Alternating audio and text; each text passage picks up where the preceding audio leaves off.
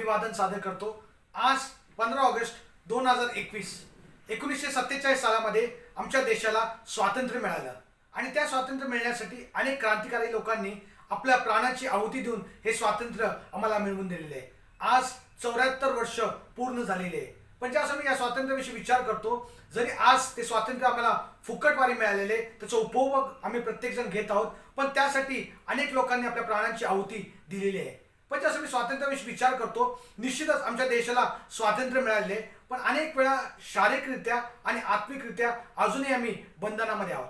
अनेक लोक वेगवेगळ्या प्रकारच्या बंधनामध्ये आहेत। काही लोक आपल्या भूतकाळाच्या बंधनामध्ये आहेत, काही लोक आपल्या व्यसनांच्या बंधनामध्ये आहेत आणि काही लोक पापांच्या बंधनामध्ये आहेत। आणि मग मी पाहतो की या सर्व बंधनातून आम्हाला सुटका मिळण्याची खऱ्या अर्थाने गरज आहे। आणि मग प्रभू ख्रिस्त म्हटला, सत्य तुम्हाला समजेल आणि सत्य तुम्हाला बंधन मुक्त करेल। ज्यावेळेस आम्ही योहान शुभवर्तमान याचा 8वा अध्याय आणि 31 आणि 32 वचन वाचतो, त्यास आम्हाला पाहायला मिळतं त्या ठिकाणी प्रभू ख्रिस्त काय म्हणत आहे। ज्या यहुद्यांनी त्याच्यावर विश्वास ठेवला त्यांना येशू म्हणाला, तुम्ही माझ्या वचनात राहिलात तर खरोखर माझे शिष्य आहात। तुम्हाला सत्य समजेल व सत्य तुम्हाला बंधन मुक्त करेल। आम्ही या ठिकाणी पाहतो की प्रभू ख्रिस्ताने या ठिकाणामध्ये एक गोष्ट प्रस्थापित केलेली आहे आणि ती प्रस्थापित केलेली गोष्ट ही आहे की ज्यावेळेस आम्ही प्रभू ख्रिस्तावरती विश्वास ठेवतो, प्रभू ख्रिस्ताच्या मागे चालण्याचा निर्णय घेतो किंवा त्याचे शिष्य पाहतो, त्यावेळेस खऱ्या अर्थाने आम्हाला स्वातंत्र्य मिळालेले आहे। आणि आम्ही पाहतो या ठिकाणामध्ये जे यहुदी लोक होते, ज्या लोकांनी त्याच्यावरती विश्वास ठेवला, त्यांना एक प्रकारचं उत्तेजन प्रभू ख्रिस्त या वचनाच्या द्वारे देत आहे। आम्ही पाहतो की ज्यावेळेस तो त्या शास्त्री व पुरुषांसाठी बोलत होता, ते शास्त्री व पुरुषी आपल्या गर्वामुळे त्याच्या वचनाचा स्वीकार करण्याची तयारी दाखवत नव्हते, पण जे यहुदी लोक दुर्बळ होते तरी देखील ते त्याच्या वचनांकडे लक्ष देत होते, त्या लोकांकडे प्रभू ख्रिस्त आपलं लक्ष केंद्रित करत आहे। त्यांच्यावरती आपली कृपाचा वर्षाव तो त्या ठिकाणी करत आहे। आम्ही तुम्ही पाहतो की प्रभू ख्रिस्त ज्या त्या यहुदी लोकांकडे लक्ष देतो, ते यहुदी लोकांकडे लक्ष देण्यामागचा मुख्य उद्देश त्याचा हा आहे की ते लोक ऐकण्याची तयारी दाखवत आहे। जे लोक ऐकण्याची तयारी दाखवतात त्या लोकांसाठी प्रभू ख्रिस्त त्याच्या वचनाच्या द्वारे बोलतो। आणि मग तुम्ही पाहतो की जे लोक प्रभू ख्रिस्ताचं वचन ग्रहण करण्यासाठी तयार असतात, स्वीकारण्यासाठी तयार असतात, त्या लोकांसाठी प्रभू ख्रिस्त बोलतो, तो त्यांना ओलांडून कधीच जात नाही। आणि मग तुम्ही या ठिकाणी पाहतो की प्रभू ख्रिस्ताने या सर्व गोष्टी त्याच्या जे यहुदी लोकांनी त्याच्यावरती विश्वास ठेवला होता त्या लोकांसाठी तो बोलत आहे। आणि म्हणजे पाहतो की या ठिकाणी त्यांनी कृपेची प्रस्थापना केलेली आहे। जे लोक प्रभू ख्रिस्ताकडे येतात, त्याचा स्वीकार करतात, त्या लोकांवरती तो कृपा करत असतो। आणि मग तुम्ही पाहतो या ठिकाणी जरी ते यहुदी लोक अशक्त होते, दुर्बळ होते, तरी देखील प्रभू येशू ख्रिस्त त्यांना तसंच सोडून न देता, त्यांना टाकून न देता त्यांच्याकडे लक्ष लावत आहे आणि त्यांना या गोष्टी तो सांगत आहे। आम्ही पाहतो की ज्यावेळेस त्यांचा विश्वासामध्ये ते अतिशय एखाद्या लहान बालकाप्रमाणे होते, तरी देखील प्रभू ख्रिस्त त्यांचा विश्वास वाढण्यासाठी, त्यांना उत्तेजन मिळण्यासाठी या सर्व गोष्टी बोलत आहे। आणि त्या बोलत असताना तो 2 गोष्टी प्रामुख्याने त्या ठिकाणामध्ये त्यांच्यासाठी बोलत आहे किंवा त्यांच्या जे व्यक्तिमत्वाशी बोलत आहे, ते म्हणजे पहिली गोष्ट, ज्यावेळेस एखादा व्यक्ती प्रभू ख्रिस्ताचा शिष्य होतो, त्यावेळेस त्याचं जे एखाद्या शिष्याचे खरं जे चारित्र्य त्याविषयी तो या ठिकाणी बोलत आहे। ज्या लोकांनी त्याच्यावरती विश्वास ठेवला, आम्हाला पाहायला मिळतं की प्रभू ख्रिस्त एक संदेश आहे, अनेक लोकांनी त्याच्यावरती विश्वास ठेवला आणि ज्यावेळेस त्याची शिष्य होण्याची त्यांनी तयारी दाखवलेली आहे, त्यावेळेस आम्ही पाहतो या ठिकाणी तो या गोष्टी त्याच्या शिष्यांसाठी बोलत आहे, त्याच्या वचनाविषयी। म्हणजे आम्ही पाहतो की पुष्कळ अनेक लोक येशू ख्रिस्ताचे शिष्य म्हणून स्वतःला म्हणतात किंवा स्वतःला संबोधतात, पण त्याच्याविषयी आम्ही विचार करतो ते फक्त नावाने येशू ख्रिस्ताचे शिष्य असतात किंवा ते फक्त दाखवण्यासाठी येशू ख्रिस्ताचे शिष्य असतात। अनेक लोकांना असं वाटतं की कदाचित आम्ही येशू ख्रिस्ताचे शिष्य आहोत, पण ज्या प्रकारे किंवा जे जे खऱ्या अर्थाने आम्ही मोठे शिष्य होण्याची इच्छा बाळगतो त्या प्रकारचे शिष्य आम्ही नव्हतो। पण मला सांगू द्या, तरी देखील जर तुम्ही शिष्य आहात तर तुम्ही शिष्य आहातच। आणि मी पाहतो की प्रभू ख्रिस्त या ठिकाणी सांगत आहे की जे लोक त्याच्याकडे एक प्रकारचा करार करतात, त्याच्या मागे चालण्यासाठी ते निर्णय घेतात आणि त्या लोकांना प्रभू ख्रिस्त त्याची कृपा पुरवत असतो। आणि मी पाहतो या ठिकाणी की ज्यावेळेस आम्ही त्या ज्यावेळेस आम्ही शिक्षणाविषयी विचार करतो, ज्यावेळेस आम्ही शाळेमध्ये प्रवेश घेतो, त्यावेळेस ती शाळेची जी शिस्त आहे त्याला आम्ही बद्ध असतो, पण ते काही वर्षांसाठीच असतं। पण ज्यावेळेस आम्ही येशू ख्रिस्ताचा शिष्य होण्याचा निर्णय घेतो, त्यांनी जे नियम आम्हाला लावून दिलेले ते कायमस्वरूपी आमच्या जीवनासाठी असतात। आणि मी पाहतो की ज्यावेळेस प्रभू ख्रिस्ताने त्यांना सांगितलेले की तुम्ही माझ्या वचनांमध्ये राहाल तर कंटिन्यू इन माय वर्ड. ह्याचा अर्थ असा आहे की त्याच्या वचनांना तुम्ही चिटकून राहणं अतिशय गरजेचं आहे. कोणतीही परिस्थिती जरी तुमच्या जीवनामध्ये आली तरी त्या परिस्थितीमध्ये तुम्ही जात असताना येशूच्या वचनांना न सोडता किंवा त्याच्या वचनांकडे दुर्लक्ष न करता तुम्ही त्याच्यामध्ये टिकून राहणं अतिशय गरजेचं आहे. आणि हे टिकून राहणं शेवटपर्यंत असणं अतिशय गरजेचं आहे. आम्ही पाहतो की जो शब्द त्या ठिकाणी वापरलेला आहे तो मिनिंग या शब्द वापरलेला आहे, जो आम्ही पाहतो की ड्वेल, इंग्लिशमध्ये ज्याला ड्वेल म्हणतो, राहणे त्याला म्हणतो. आणि राहण्याविषयी जसं मी विचार करतो त्यास एखादा व्यक्ती जसं आपल्या घरामध्ये राहतो आणि ते घर त्याच्यासाठी एक केंद्रस्थान असतं, त्याच प्रकारे त्याच्या विसाव्याचं केंद्र असतं आणि त्याच प्रकारे त्याच्यासाठी एक प्रकारचं दुर्ग असतं. त्या प्रकारे मी पाहतो की आम्ही जसं म्हणतो मी ख्रिस्तामध्ये राहतो, त्याच्या वचनामध्ये राहतो, ह्याचा अर्थ असा आहे की आम्ही सदैव त्याच्या वचनामध्ये राहणं अतिशय गरजेचं आहे. आणि मग मी पाहतो की तो म्हणतो त्या ठिकाणी की ज्यास आम्ही त्याच्या वचनामध्ये राहतो त्यास आम्ही खऱ्या अर्थाने त्याचे शिष्य आहोत. आणि मग पहिली जी गोष्ट आम्हाला त्या ठिकाणी पाहायला मिळते की एक खऱ्या शिष्याचं जे चारित्र्य आहे त्याच्याविषयी आम्हाला पाहायला मिळतं. आणि दुसरी गोष्ट, ज्यावेळेस आम्ही त्याचे शिष्य होतो त्यावेळेस एक प्रकारचं आम्हाला प्रिव्हिलेज त्या प्रभू ख्रिस्ताकडून प्राप्त होत असतं. आणि मग आम्ही पाहणार आहोत की जे प्रिव्हिलेज काय माहिती आहे का. पहिली गोष्ट तो म्हणतो योहान कृष्णवृत्तवानाचं 8-32 वचन पुन्हा एकदा आपण वाचूया. तुम्हाला सत्य समजेल व सत्य तुम्हाला बंधनमुक्त करेल. आमेन. या ठिकाणी पाहतो की जर आम्ही येशू ख्रिस्ताचे शिष्य होतो त्यावेळेस एक प्रकारचा फायदा आम्हा प्रत्येकाला प्राप्त होतो की आम्हा प्रत्येकाला सत्य समजतं. आम्ही पाहतो या जगामध्ये अनेक लोक अजूनही त्यांना सत्याची ओळख झाली नाही किंवा अजूनही ते अंधकारामध्ये चाचपत आहे. पण आम्हाला पाहायला मिळतं की ज्यावेळेस आम्ही येशू ख्रिस्ताचे शिष्य होतो त्यावेळेस आम्हाला एक गोष्ट प्रभू ख्रिस्ताच्या वचनाद्वारे पाहायला मिळते की आम्हाला एक फायदा मिळतो की आम्हाला सत्य समजतं. आणि मग मी पाहतो की ज्यावेळेस त्या सत्यामध्ये वाटचाल करतो त्यावेळेस आम्हाला या सर्व गोष्टी आम्हाला पाहायला मिळतात. आम्ही पाहतो या ठिकाणामध्ये की ज्यावेळेस जे अंधकारातल्या गोष्टी त्या आम्ही सोडून देतो आणि प्रभू ख्रिस्ताच्या मागे चालायचा आम्ही निर्णय घेतो. ज्यावेळेस आम्ही लेकरं या नात्याने प्रभू ख्रिस्ताच्या मागे चालतो, कदाचित आम्ही लेकरांप्रमाणे चुका करत असू पण तरी देखील मला सांगू द्या की प्रभू ख्रिस्त म्हणतो की तुम्ही माझी लेकरं आहात. आणि आम्हाला ज्यावेळेस आम्ही ते लेकरं होतो आणि शिष्य होण्याची तयारी दाखवतो त्याच त्या प्रक्रियेतून प्रभू ख्रिस्त आम्हाला प्रत्येकाला घेऊन जात असतो. आणि दुसरं आम्ही पाहतो की तो म्हणतो की ते सत्य तुम्हाला समजेल. आणि या ठिकाणी पाहतो की सत्याविषयी जसं विचार करतो त्यावेळेस आम्हाला पाहायला मिळतं की ख्रिस्त आम्हाला प्रत्येकाला एक अभिवचन देतो आणि जो कोणी त्याच्या वचनामध्ये राहतो त्या सर्वांना तो एक अभिवचन देतो की ते सत्य त्याला समजेल आणि ते त्याला आशीर्वादित होणार आहे. आम्ही पाहतो पुष्कळचे लोक देवाच्या वचनाचा अभ्यास करतात आणि जे लोक अभ्यास करण्याची तयारी दाखवतात किंवा अभ्यास स्वीकारण्याची वचनाचा करण्याची तयारी दाखवतात त्या लोकांना प्रभू ख्रिस्त शिकवण्याची सुद्धा तयारी दाखवत असतो. आणि आम्हाला पाहायला मिळतं दुसरी गोष्ट की ते सत्य काय करतं माहिती का, ते सत्य तुम्हाला बंधनमुक्त करतं. पहिला फायदा आहे की तो आम्हाला सत्य प्रगट करतो आणि त्या सत्यामध्ये असं सामर्थ्य आहे की ते सत्य खऱ्या अर्थाने आम्हाला बंधनमुक्त करतो. सत्याविषयी जसं मी पुष्कळ गोष्टी वाचतो तर आम्हाला पाहायला मिळतं की सत्यविषयी पिलाताने सुद्धा प्रभू ख्रिस्ताला प्रश्न विचारला आणि ज्यास प्रभू ख्रिस्ताला तो म्हणला तू राजा आहे का, आणि त्यांचं जे संभाषण होतं त्याच्यानंतर तो पिलात प्रभू ख्रिस्ताला म्हणतो सत्य काय आहे. जर पिलाताने त्या दिवशी सत्याचा स्वीकार केला असता तर मला सांगू द्या चित्र बदललं असतं. पण मला एक गोष्ट माहिती आहे की अनेक लोक अजूनही सत्याचा खऱ्या अर्थाने स्वीकार करत नाही, सत्याविषयीची विचारपूस करतात पण काय सत्य स्वीकारण्याची तयारी लोकांच्या अंतःकरणामध्ये आहे का.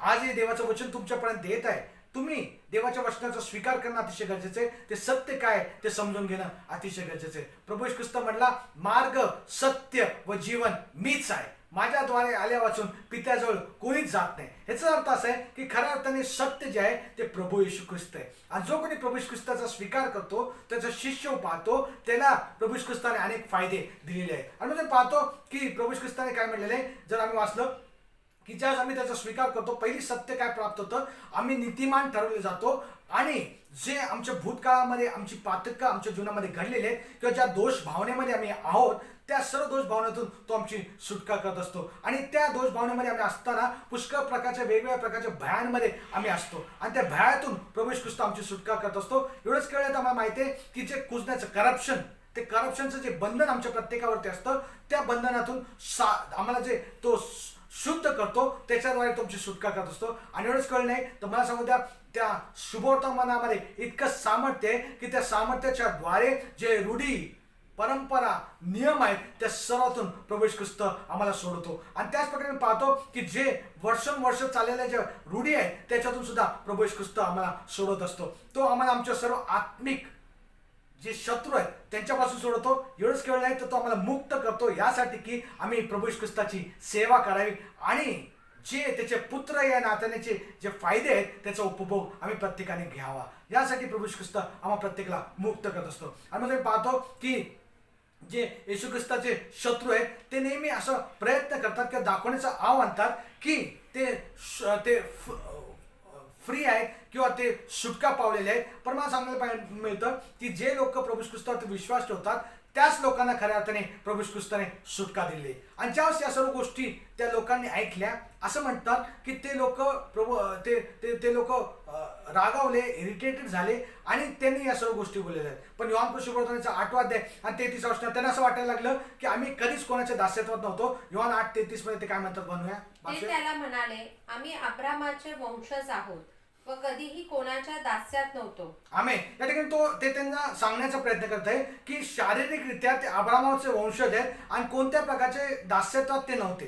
पुढे 34 वचन आम्हाला पाहायला मिळतं. प्रभू येशू ख्रिस्त त्यांना उत्तर देताना काय म्हणतो. येशूने त्यांना उत्तर दिले, मी तुम्हाला खचित खचित सांगतो, जो कोणी पाप करतो तो पापाचा दास आहे. आमेन. या ठिकाणी पाहतो की जो कोणी व्यक्ती पाप करतो तो पापाचा दास आहे. ह्याचा अर्थ असा आहे की जो कोणी पापामध्ये आहे तो पापाचा दास आहे.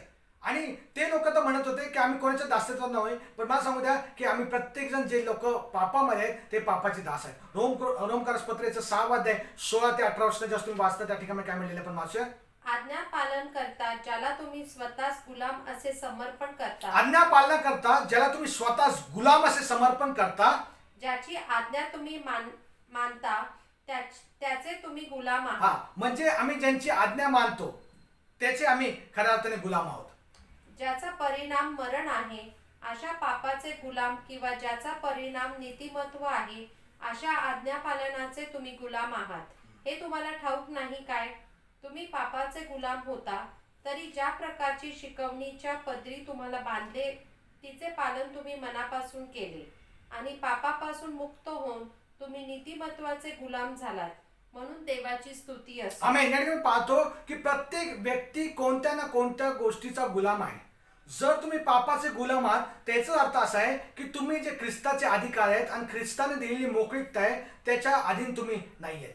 दुसरी गोष्ट, जर तुम्ही ख्रिस्ताचे गुलाम आहात तर तुम्ही सर्व पापातून त्यांनी तुमची सुटका केलेली. ह्याचा अर्थ असा आहे की 2च ऑप्शन प्रत्येक मनुष्याकडे आहे आणि तो जर पापाचा गुलाम आहे तर तो सैतानाचा आहे आणि जर तो नीतिमत्वाचा गुलाम आहे तर तो येशू ख्रिस्ताचा आहे. आणि म्हणून पाहतो की जर आम्ही विचार केला तर विरोधाभास आहे. जर एखादा व्यक्ती येशू ख्रिस्ताचा गुलाम आहे तर तो सैतानाच्या विरोधात आहे, तो त्याच्यापासून त्याला सुटका मिळाली. आणि म्हणून आम्ही पाहतो की जर कोणी एखादा व्यक्ती पापाचा गुलाम आहे तर तो त्या सैतानाच्या ताब्यात अजूनही आहे. आम्ही म्हणून पाहतो या ठिकाणामध्ये एक प्रकारचं जे सार्वकालिक सत्य या ठिकाणामध्ये आम्हाला तिने प्रगट केलेले आहे. जर तुम्ही देवापासून मुक्त आहात, देवापासून दूर आहात, तर मला सांगू द्या एखाद्या प्रकारे तुम्ही देवाचं वचनाचं नाकार केलेलं आहे. आणि जर तुम्ही अशा प्रकारे देवापासून दूर आहात, देवाच्या वचनाचा नाकार तुम्ही केलेला आहे, तर तुम्ही पापाचे दास आहात असं देवाचं वचन मला सांगतं. कदाचित तुम्ही त्याच्याबरोबर फाईट कराल, कदाचित तुम्ही त्याला नाकाराल,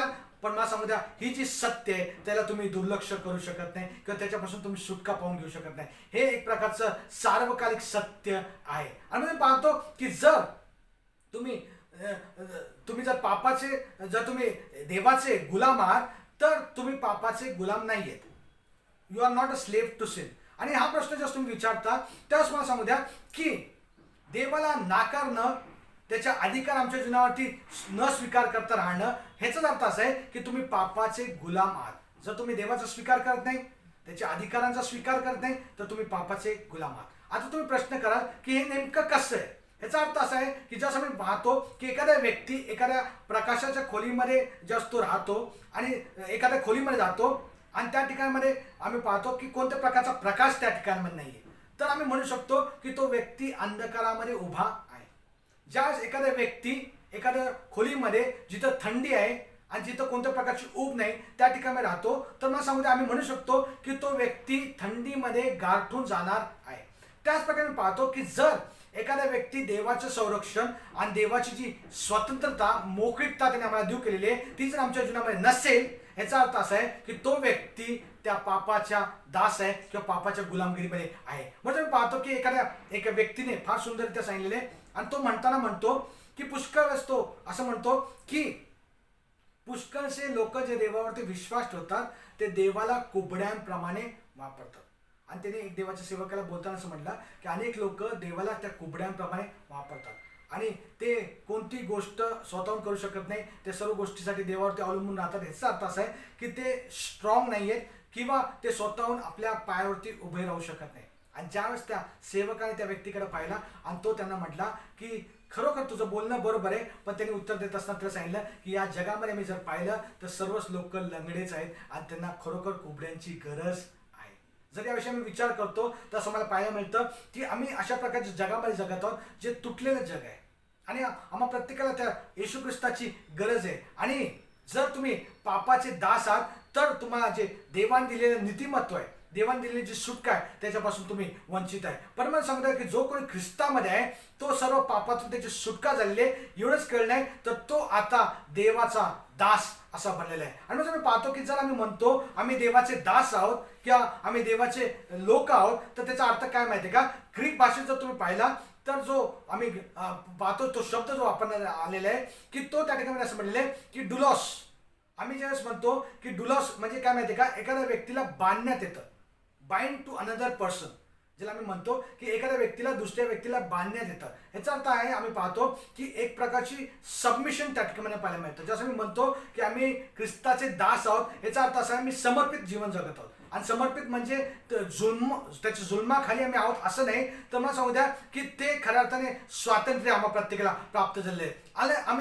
आम्ही मुक्ततेमधलं जीवन जगू शकतो आणि जे काय आम्हाला देवाने दिलेलं आहे ते उत्तम आहे आणि त्या उत्तम गोष्टींचा आम्ही उपभोग घेऊ शकतो आणि त्या उत्तम गोष्टी आमच्या जीवनातून इतरांच्या जीवनामध्ये सुद्धा व्हायला लागतात. आणि मी पाहतो की एक अशा सुरक्षित अशा बंदरामध्ये आम्ही आहोत ज्या ठिकाणामध्ये देव आमचं संरक्षण करतो आणि जे पापाचं वेतन आहे त्याच्यापासून तो आम्हाला दूर ठेवत असतो. मग मला पाहायला मिळतं की ज्या आम्ही त्याच्यामध्ये राहतो, त्याच्या वचनामध्ये राहतो, त्यावेळेस जे वेगवेगळ्या प्रकारच्या कृतींचे आणि चुकीच्या निर्णयांचे जे वादळ आमच्या प्रत्येक जीवनामध्ये येतात त्या वादळांना आम्ही योग्य रीतीने सामोरे जाऊ शकतो. मला सांगू द्या देव आम्हाला शैतान जे आम्हाला देतो त्याच्यापेक्षा बऱ्याच अनेक चांगल्या गोष्टी देव प्रत्येकाला देत असतो. आणि मला सांगू द्या की देवाने जे मनुष्याला जो शैतान देतो त्यापेक्षा चांगल्या गोष्टी देव प्रत्येकाला देत असतो. आणि मी जसं विचार करतो त्या डुलॉस किंवा त्या शब्दाचा आम्ही विचार करतो तर ते जे अशा प्रकारचं जीवन आहे की जे पूर्णरित्या देवाला समर्पित असं जीवन आहे,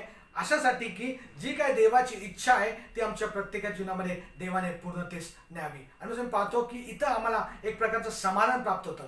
ज्यावेळेस आम्ही देवाचे दास म्हणून राहतो त्यावेळेस आम्हाला खऱ्या अर्थाने समाधान प्राप्त होतं. आणि मी पाहतो की जे डुलॉस नातेसंबंधाविषयी मी पाहतो ते डुलॉस असं नातेसंबंध जे माझे आणि देवाचे आहे ते देवाच्या दयेवरती आणि त्याच प्रकारे देवाच्या प्रीतीवरती अवलंबून आहे. आणि मी पाहतो की मनुष्याला दोन प्रकारच्या निवडी आहेत.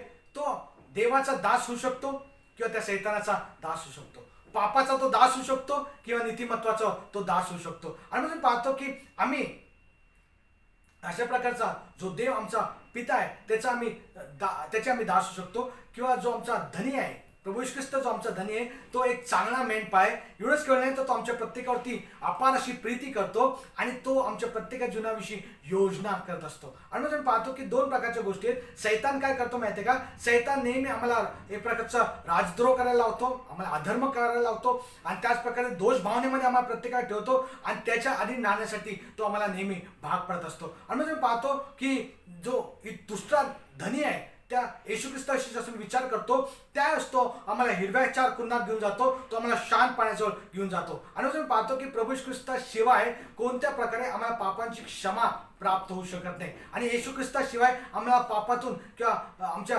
पापातून सुटका कोणीच देऊ शकत नाही. आणि मी पाहतो की ते जे येशू ख्रिस्तावर ते विश्वास ठेवत नाही ते प्रत्येक व्यक्ती कर्मांमध्ये किंवा आम्ही चांगले कृत्य करण्यामध्ये अडकून जातात. मला सांगू द्या देवाचं वचन आम्हाला सांगतं की आमच्या कृत्यांमुळे नाही, आमच्या कर्मांमुळे नाही तर देवाच्या कृपेने आमच्या प्रत्येकाचं तारण झालेलं आहे. म्हणून मला सांगू द्या की चांगले कामं केल्यामुळे आम्ही पवित्र होत नाही किंवा चांगली कृत्य केल्यामुळे आम्ही नीतिमान देखील होत नाही. आम्ही पाहतो देवाचं वचन आम्हाला सांगतं प्रत्येकाने पाप केलेले आहे आणि देवाच्या गौरवाला ते अंतरलेले आहेत. ह्याचा अर्थ असा आहे की कृत्यांमुळे कर्मांमुळे आम्ही कधीच नीतिमान ठरू शकत नाही, पापातून आमची सुटका होऊ शकत नाही. आणि आपण पाहतो की ज्या पुरातन काळामध्ये रोमी लोकांविषयी आम्ही विचार करतो त्याच ते रोमी लोक काय करायचे माहिती का, जर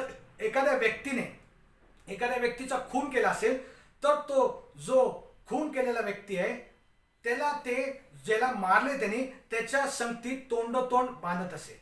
आणि मग असं म्हणलेलं आहे की त्याचे तोंड एकमेकांना फेस टू फेस त्यांना ठेवत असेल आणि कालांतराने तो जो व्यक्ती जिवंत आहे ज्याने खून केलेला आहे तो सुद्धा कालांतराने मरत असे. म्हणून मी पाहतो या ठिकाणी पाहतो येशू ख्रिस्ताच्या शिवाय आमच्या पापांची क्षमा होऊ शकत नाही आणि आम्हाला फेस टू फेस हे जे सैतानाने जे गोष्टी केलेल्या आहेत ते आमच्या जो भूतकाळातला आमचा जो पास्ट आहे जो पापामध्ये भरलेला त्याला सामोरं जाण्यासाठी प्रभू येशू ख्रिस्तच आम्हा प्रत्येकाला मदत करतो. आणि मी पाहतो की प्रभू येशू ख्रिस्तामुळे आम्ही त्याच्यातून सुटका पाहू शकतो आणि जे मोठं प्रकारचं शाप आमच्या प्रत्येकाच्या जीवनामध्ये आहे त्या शापातून सुद्धा तो आमच्या प्रत्येकाची सुटका करत असतो. आणि मग मी पाहतो जर असं मी देवाच्या वचनाचा विचार करतो की खरोखर प्रभू येशू ख्रिस्ताच्या द्वारेच आम्ही जे पापाचं जे दास्यत्व आहे पापाचं जे ओझ आहे त्याच्यातून आम्ही खऱ्या अर्थाने सुटका पाहू शकतो. आणि मग मी पाहतो की आम्ही पापाचे दास आहोत का आम्ही देवाचे दास आहोत. आणि ज्यावेळेस मी पाहतो की एखादा जो दास आहे त्याला नवीन धनी प्राप्त होतो त्यावेळेस आम्हाला पाहायला मिळतं की जो जुना धनी आहे ते जुना मालक आहे त्याचा अधिकार त्या दासावरती निघून जातो. आणि पूर्वी आम्ही पाऊल सांगतो की आम्ही पूर्वी पापाचे दास होतो म्हणजे आम्ही त्याचं धनी पण आमच्या प्रत्येकावरती होतं. पण आता मी पाहतो की आमचा नवा जो मालक आहे नवा जो धनी आहे तो प्रभू येशू ख्रिस्त आहे. आणि म्हणजे पाहतो की त्याच्यामध्ये विश्वास ठेवल्या कारणाने त्याने आम्हाला याच्यातून बाहेर काढलेले आणि आम्हाला त्यांनी त्याच्या ख्रिस्त म्हणलेल्या खडकावर त्यांनी आम्हाला स्थिर केलेलं आहे. देव करो ही वचनं आम्हाला प्रत्येकासाठी देव आशीर्वाद करो. आणि देवाची इच्छा आमच्या प्रत्येक समाजाने हीच आहे की त्याने आम्हाला त्या पापाच्या दासत्वातून सोडवावं. आजही देव आम्हाला प्रत्येकाला एक निर्णय करण्याची संधी देत आहे आणि तो निर्णय आम्ही प्रत्येकाने करावा. ज्या प्रकारे यहोशुआ म्हटला की मी आणि माझ्या घरानं ते केवळ परमेश्वराचीच सेवा करणार त्या प्रकारे परमेश्वराची सेवा करण्याचा निर्णय आम्ही प्रत्येकाने करावा ही देवाची इच्छा आहे. देव करो हे करण्यासाठी देव प्रत्येकाला सहाय्य मदत करो आणि खऱ्या अर्थाने जे स्वातंत्र्य प्रभू येशू ख्रिस्तावरील विश्वासाच्या द्वारे आम्हाला प्रत्येकाला प्राप्त होतं ते स्वातंत्र्य आम्हाला प्रत्येकाला मिळावं ही देवाची इच्छा आहे. देव करो हे करण्यासाठी आम्हाला प्रत्येकाला सहाय्य करू. आपण आपले डोळे बंद करूया आपण प्रार्थना करूया. स्वर्गीय प्रेमळ पिते आम्ही तुझा धन्यवाद करतो तुझी स्तुती करतो. प्रभू तुझं वचन आम्हाला सांगतं की जो कोणी पाप करतो तो पापाचा दास आहे. पण ज्यावेळेस आम्ही प्रभू येशू ख्रिस्ताचा वचनाचा स्वीकार करतो त्याच्या वचनामध्ये राहतो त्यावेळेस तो आम्हाला शिष्य बनतो आणि त्या बंधनातून तो आम्हाला सोडत असतो. माझ्या देवा आज मी पाहतो की अनेक लोक वेगवेगळ्या प्रकारच्या बंधनामध्ये अडकलेले आहेत माझ्या गुरफटलेले आहेत. आज त्या व्यक्तींसाठी प्रार्थना करतो येशूच्या नावात त्या प्रत्येकाला त्या सर्व बंधनातून तू सोडव. व्यसनांची बंधन असतील माझ्या देवा भूतकाळातल्या गोष्टी घडलेल्या त्याच्या बंधनामध्ये असतील पापाच्या बंधनामध्ये असतील आज मी प्रार्थना करतो येशूच्या नावातली सुटका त्या प्रत्येकाला प्राप्त होते आणि खरं स्वातंत्र्य प्रत्येकाने आपल्या जीवनामध्ये उपभोगावं यासाठी त्या प्रत्येकाला तू सहाय्य मदत कर. प्रभू आम्ही तुझे आभार मानतो की आमच्या देशाला तू स्वतंत्र केलेले आहे. आज मी प्रार्थना करतो आमच्या देशासाठी प्रभू आमच्या देशाला सुजलाम आणि सुफलाम तू कर देवा. आमचे देशाचे पुढारी पण करणारे आमचे प्रधानमंत्री त्याच प्रकारे सर्व मंत्रीगणांना आम्ही तुझ्या हातामध्ये समर्पित करतो. तुझ्या स्वर्गीय ज्ञानाने तू भर आणि प्रभू मी प्रार्थना करतो आमच्या देशाला प्रगती पथावर घेऊन जाण्यासाठी त्यांचं तू सहाय्य मदत कर. पुन्हा एक बार हा समय तो प्रत्येकाला दिल्यास तुझे आभार मानतो तुझी स्तुती करतो. मान सन्मान करू तुझ्याच नावात देत येशूच्या प्रेम गुणांना मागतो म्हणतोय आमेन. आता देव बापाची प्रीती प्रभू येशू ख्रिस्ताची कृपा पवित्र आत्म्याची सहभागिता तुम्हा सर्वांबरोबर आता आणि सदा सर्व काळ असो. आमेन. God bless you.